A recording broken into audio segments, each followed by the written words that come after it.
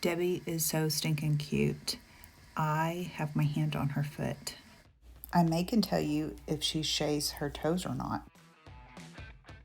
I got to go to her DIY headquarters, and here the Iron Orchid sisters are there because Debbie was revealing her new curated paint inlay she did for them. This went viral on Pinterest, and Debbie did it, and she did not watermark it.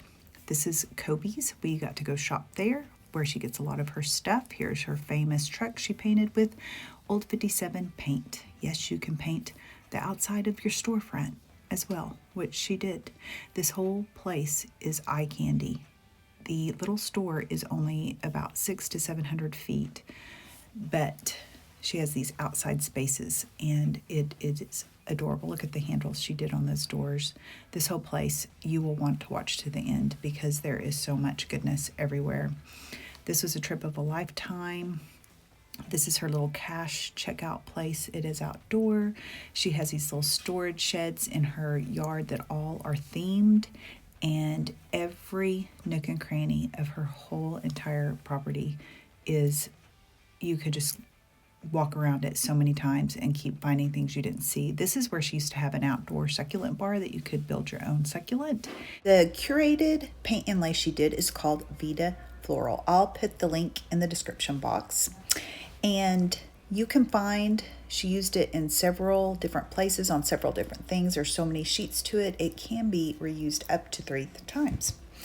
So I can't even describe to you how amazing this whole experience was, and getting to meet Debbie. She is just for real.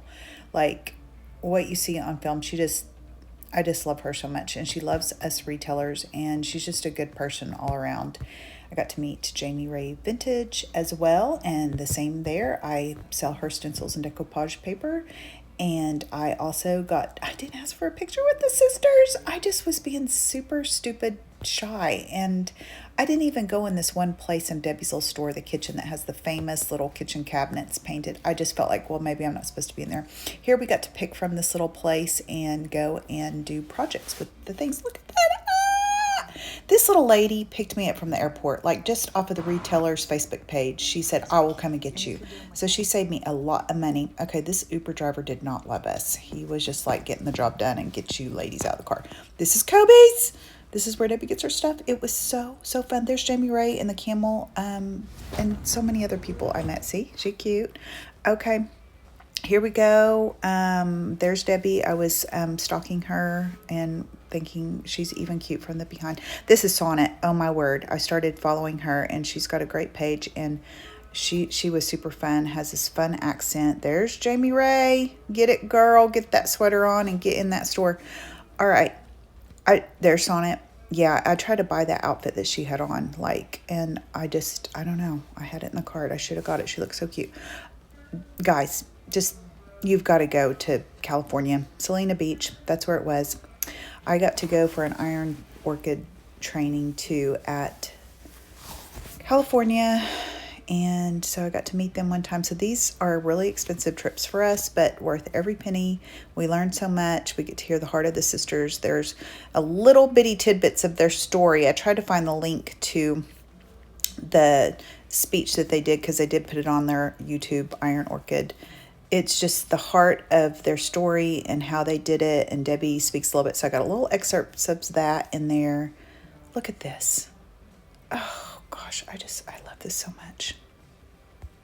Crazy story. I almost missed my flight to come here, which it's super expensive, and I would have missed a bunch of fun stuff. If I would have had to reschedule, I probably wouldn't have. I would probably just said forget it.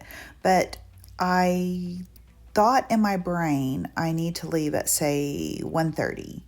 And actually, I was supposed to be there at 1:30, and the airport is an hour and a half away, and you have to, check in early, and it was a hot mess. So I was planning all the stuff in my mind. Maybe I can put every single thing in my luggage on my body so that I can just not have to check in my luggage. Like, I was trying to get a plan, man. And anyways, I made it. I did hair for over 20 years and never thought of myself as an artistic, creative person. I know that's crazy.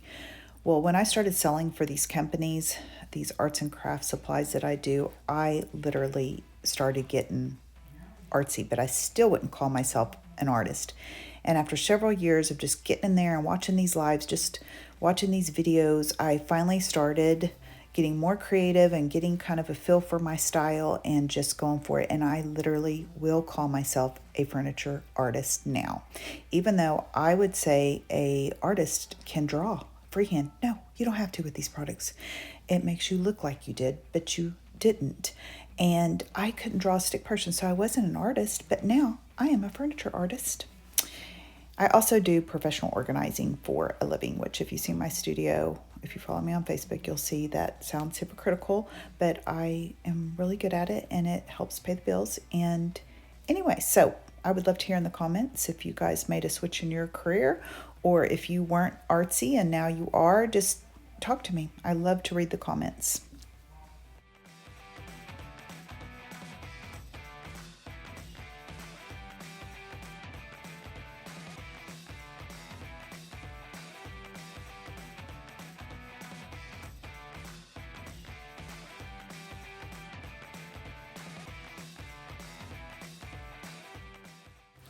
Okay, right there behind that green door is the bathroom.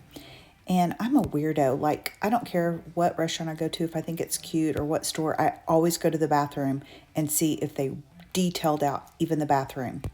And it was pretty cute. I was more concerned with there was a window right out to the outdoor classroom and somebody seeing all my business. But anyway, I went in there and I used to get in trouble. Like one time I was about 5 years old and my mom had a friend and she had a purse and I wanted to see what was in that dang purse. And I asked her, and I thought my mom was going to slap me down. She's like, you don't ask people what's in their purse.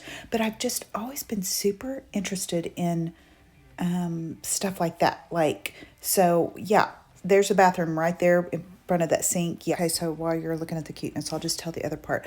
As an adult, I still, if I am shopping at Walmart, I am looking at the person's cart, seeing what they got. And that is so rude. I'm old enough now to like stop it, Charlotte. I'm just so interested about, I love being a lady. I love all of our stuff that goes with our homes and our life and just all this stuff. And I'm just super interested in like, hey, is that good? Or do you like that? Or, oh, I didn't see that. Where did you get that? And, but it's nosy. It's, people might have personal things in there. So stop it. Okay. I'm old enough to control myself most of the time, but I still have to catch myself. My daughter is like, Mom, quit gawking. My husband's like, quit gawking. I'm just super interested in details and people and all the stuff that goes with the people, okay? I know I sped this up quite a bit, but this is already 14 minutes long, and so I'm just going to entertain you during some of this. Got to go on a trip, and my mother-in-law said, hey, here's some money. You guys just go on a little getaway because we were working so hard and all this stuff. And so I asked my husband, I said, are we going to Hawaii? And he was like, no, it was just like we had a few hundred, not a few thousand. So anyways, he said, but you can pick wherever you want to go. What do you want to do? And I said, okay, I want to go to the Junk Gypsy store. And then Magnolia store was just like 3 hours away or something. So I said, can we go do that? And he said, yeah, let's just go do your freaky sheiky. That's what he calls it. And I just thought that was so funny. And so, yeah, but this, I'm sorry, this topped the Junk Gypsy's good. Don't get me wrong. It's real good. But I just love Debbie and I'm a retailer for her. There we go. Look at this. Do you understand how awesome that paint inlay is? So you can YouTube how to do it or follow me on Facebook and I do this stuff. Here we get to go to the beach and we got to put our little toes in there and it's just the sound of the beach. Come on, girls, we're taking a picture. Picture. Okay, one each or two? Two. Okay, two. That's a good picture. That's a good picture, guys. We are. Debbie let us go to her little house, and do you know I didn't even video or take pictures in there. I felt like it was her little sanctuary. Everybody else was partying down, going in the bedroom, and I felt like I shouldn't, so I have no backstory. Josie and I have always worked together.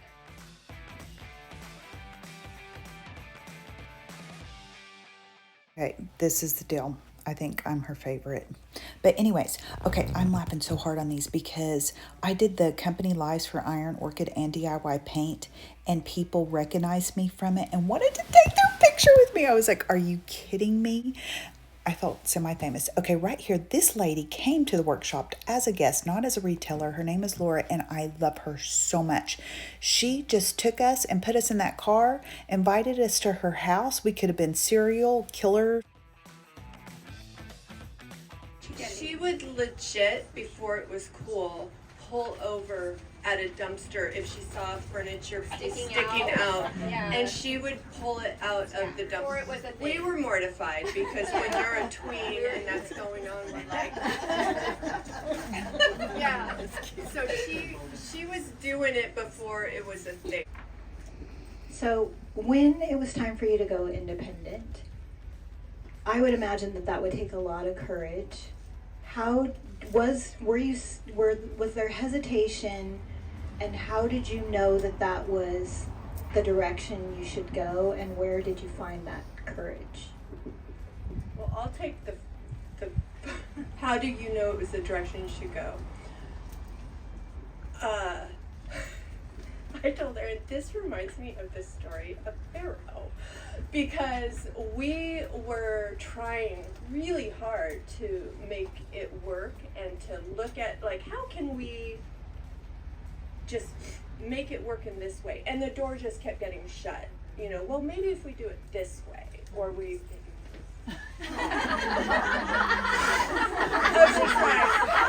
Maybe if we do it this way, and just really bending over. But it's like God was pushing us out of that nest. Yeah. And it We was were like trying to stay in different ways. yeah, trying to stay in different ways, to be more flexible in this way, to, you know. Yeah. And the door just kept closing, and it became clear, like, I We're believe either God is going to telling us go it's out- time to go. We're either going to go out on our own, Or this brand will be no more. Those were our two options at that point, and I think God knew it had to be that way, or we would not leave. Because, you know, we each have 6 kids, and we had we didn't have a big savings to go, you know, to put in, but each family, we put in everything we had in savings to get started. But there was those times asking ourselves, can we do this? Can we even do this? Right. Like, the money that it's going to take, figuring out our sourcing, and all along the way. I mean, whenever I look back, it's such a confirmation to me in the way that God works, because so many of the things that happened that I thought I told Sally at one point, we're done. We're finished. This door was closed in a way that is going to ruin our plan. And that very thing that was meant to shut us down was the thing that opened a door that was better.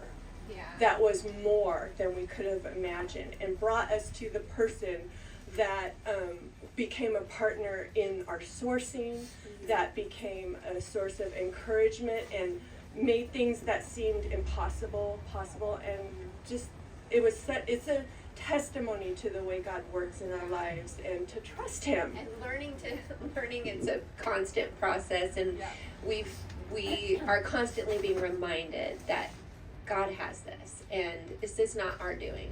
That inspiring. So I think the takeaway for me is that you can do so much more than you think. God can part the seas. I don't know if you read the quote out front, but He turns seas into highways. He turns bones into armies. He turns graves into gardens. He's the only one who can. And it's happened. Their story is so similar to mine. So whatever you're facing, just try and look at it as a blessing in disguise. When you want to walk through this door and see what I have for you.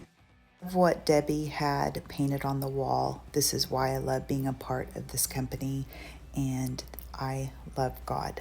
Happy creating.